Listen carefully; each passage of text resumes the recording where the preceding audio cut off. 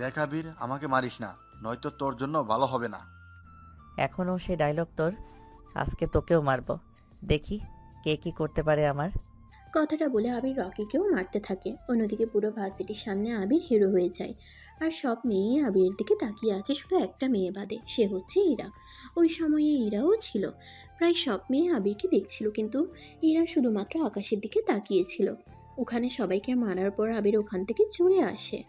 এদিকে রকির বাবা খবর শুনে চলে আসে হসপিটালে, কেননা রকিকে ওর কিছু লোক হসপিটালে নিয়ে আসে। এদিকে আবির ওর মতো কাজ করতে থাকে। অন্যদিকে রাতের বেলায় এরা লুকিয়ে লুকিয়ে আকাশকে মেসেজ পাঠায়। কেমন আছো তুমি? জি, এখন ভালো আছি, কিন্তু আপনি কে? আপনাকে তো আমি চিনলাম না। আমি মেয়ে, যাকে আপনি হসপিটালে দেখেছেন ওই রাতে, এবং আপনার সাথে কথাও হয়েছে আমার। কি? আপনি আমার নাম্বার কোথায় পেলেন? তা আপনার না জানলেও চলবে। এখন আমাকে এটা বলুন তো, আপনি ভার্সিটিতে ওই মেয়েটার সাথে এত কি কথা বলছিলেন? কোন মেয়ের কথা বলছেন? বাহ, এখন দেখি চিনতে পারছেন না। মনে পড়েছে, ওই মেয়েটা তো এমনি এমনি কথা বলার জন্য এসেছে। ও, তাই নাকি? আপনাকে আমি কি বলেছিলাম? কোনো মেয়ের সাথে কথা বলবেন না আপনি, রাইট? কিন্তু আপনি তো আমার কোনো কথাই শোনেননি। এখন সেই জন্য ওই মেয়েটাকে মরতে হবে। দেখুন, এমনটা করবেন না। কেন শুধু শুধু এইভাবে মেয়েদের জান নিবেন? আপনাকে আমি ভালোবাসি, তা কি জানেন না? এরপরও কোনো মেয়ের সাথে কেন কথা বলবেন আপনি? তা তো আমি কখনো মেনে নিতে পারবো না। তা তো আমি আর আপনি জানি, অন্য কেউ তো আর জানে না। তাই শুধু একটা মেয়ের জীবন নিতে যাবেন কেন? একটা কথা বলতে তো ভুলেই গিয়েছি, আমার লোকেশন পাবেন না, তাই শুধু শুধু এত চেষ্টা করে লাভ হবে না। আপনি কি করে জানেন আমি আপনার লোকেশন জানার চেষ্টা করব? আমি এরকম অনেক কিছু জানি। আপনি কি ভাবেন? হ্যাঁ, কখন কোথায় যান সব তথ্য আছে আমার কাছে। এর জন্য আপনার কতটা ক্ষতি হতে পারে তা কি আপনার ধারণা আছে?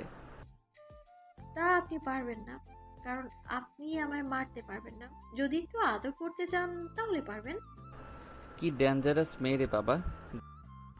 বাবা নই আমি আপনার, বুঝলেন? বউ হই আপনার, বউ হই, কথাটা মাথায় ঢুকিয়ে নেবেন। এদিকে আকাশ মনটাকে শান্ত করে ঘুমিয়ে পড়ে। অন্যদিকে রকির বাবা রকির এই অবস্থা দেখে পুলিশকে কল দেয়।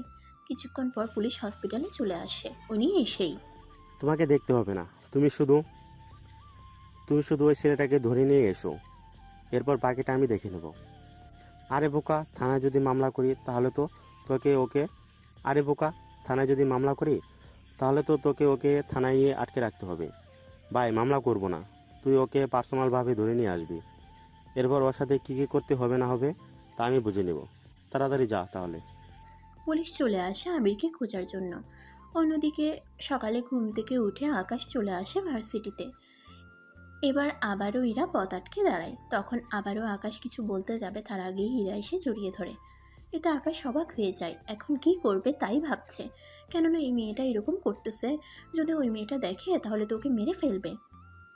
তাই ইরাকে বুক থেকে সরিয়ে নিয়ে বলে, দেখুন, এইভাবে জড়িয়ে ধরা কি ঠিক হচ্ছে?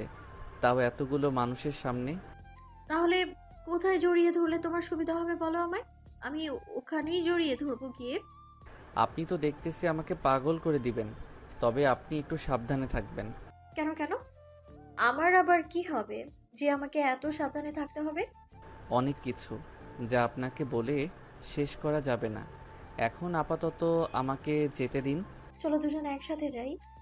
এই বলে আকাশের হাত ধরে হাঁটতে থাকে। অন্যদিকে পুলিশ এসে আবিরকে ধরে নিয়ে যেতে চাইলে ওখানে আকাশও আসে। কি ব্যাপার অফিসার, ওকে নিয়ে কেন যাচ্ছেন?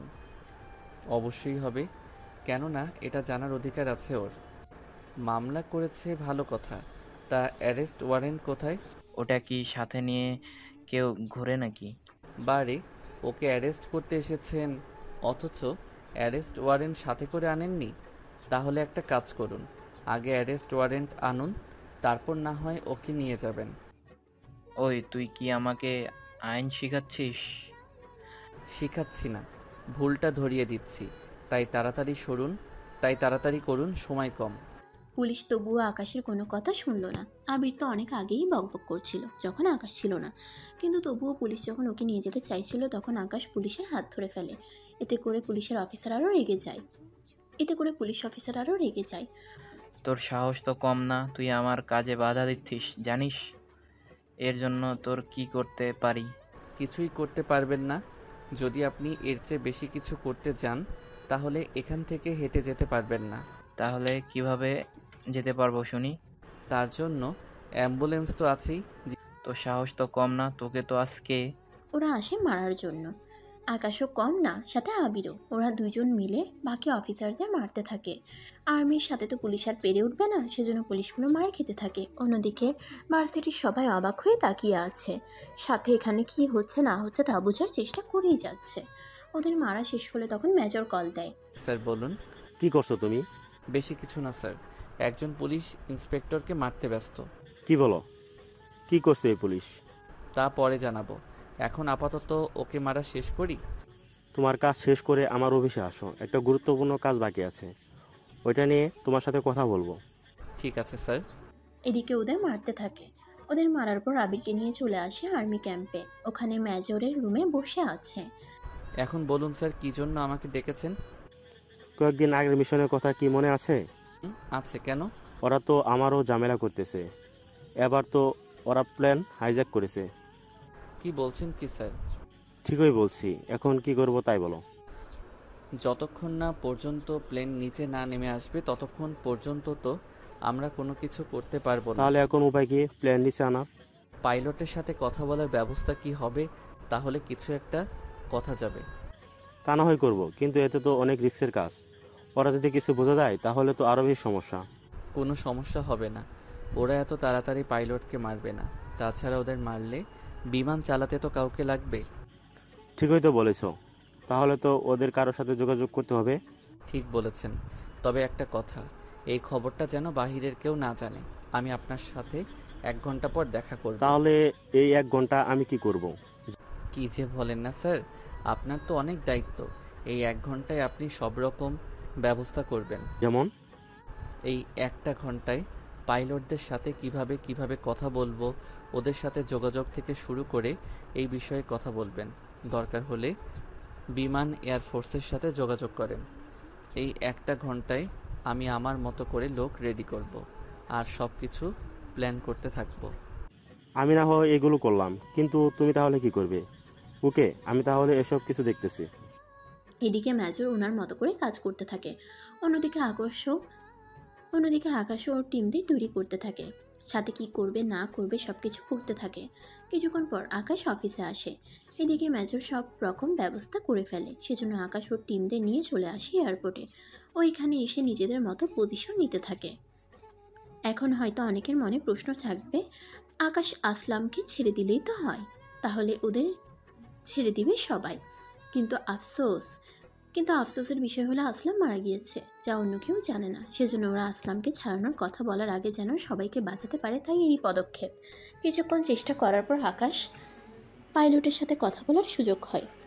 কে বলছেন? দেখুন, আমি যেই বলি আপনি কোনো কথা বলবেন না।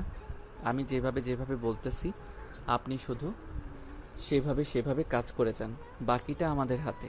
আমি যা জিজ্ঞেস করব আপনি শুধু ওইগুলোর উত্তর দিলেই হবে, বাকি আর কিছু করতে হবে না। জি বলুন। আপনার আশেপাশে কোনো এয়ারপোর্ট থাকলে ওখানে ল্যান্ড করার জন্য অনুমতি নিন। তার আগে এটা বলুন, ওরা কি কোনো লোকেশন আপনাদের দিয়েছে যে ওখানে যেতে হবে? দিয়েছে, কিন্তু ওই লোকেশনটা অনেক ভয়ঙ্কর একটা এরিয়া। ওখানে গেলে আমরা বেঁচে ফিরতে পারবো কি না তাই তো জানি না। প্লিজ আমাদের বাঁচান। আপনি একটা কাজ করুন, আশেপাশের কোনো এয়ারপোর্টে ল্যান্ড করার ব্যবস্থা করুন। চেষ্টা তো করেই যাচ্ছি, কিন্তু মনে হয় না কোনো কাজ হবে। চেষ্টা করে দেখুন। কিন্তু এতে লাভ কি? আপনারা এত দূর থেকে এখানে আসতে তো অনেক সময় লেগে যাবে। তার চিন্তা করতে হবে না, আমরা অলরেডি আপনার কাছাকাছি চলে এসেছি।